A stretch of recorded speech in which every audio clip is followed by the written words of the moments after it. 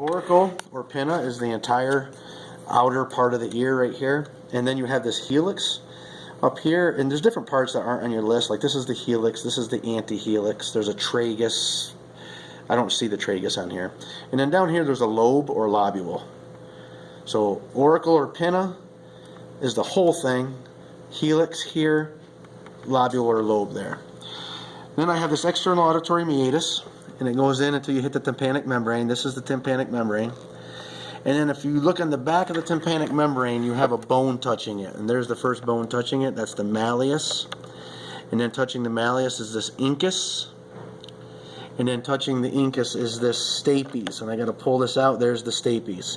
So again, it's the hammer, anvil, stirrup, or malleus, incus, stapes. Now what the stapes touches is this oval window. So the stapes was touching that just like that. And from that oval window, the wave will go through and come out the round window right there. What I have here is I have a vestibule. In fact, the oval window and round window are on the vestibule. And I have a cochlea. The snail-looking thing is a cochlea. The vestibule connects the cochlea to the semicircular canals. I also have this, I'll come back to this, I also have this eustachian tube right here going from the middle ear to the throat. It's called the auditory tube or eustachian tube. And I have 3 semicircular canals, and you can see that they're labeled anterior or superior, which is 3A on this model. You have the posterior one here, and you have the lateral one right here.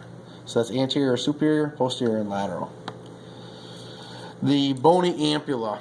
The outside of this is the bony ampulla, and the ampulla is the dilated regions at the bottom of the semicircular canals. So there's ampulla there, there's ampulla there, there's an ampulla there. It's just the dilated bottoms of the semicircular canals. Alright, the round window we already showed you, but it's next on your list. There's the round window. And then in the back I have this vestibulocochlear nerve right here. And then also what I have here is the internal carotid artery. It comes up, makes a 90-degree turn or nearly 90, and you see it over here too. So this is, both of these are the internal carotid arteries. I mean, it's one artery, it just makes a 90-degree turn back there. And then what I want to show you is over on this model, you got to be careful of that stapes, because on models like this one, the stapes is attached to the vestibule part of the model, and it's not connected to the rest of the bones. And on here you can see the malleus, incus, but where's the stapes? The stapes is right there.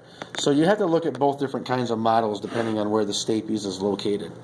In addition, this model has a muscle that you can't see on the other one.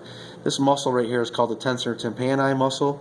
It runs up and it grabs the malleus and pulls the malleus away from the tympanic membrane to protect your hearing. So that's the tensor tympani muscle.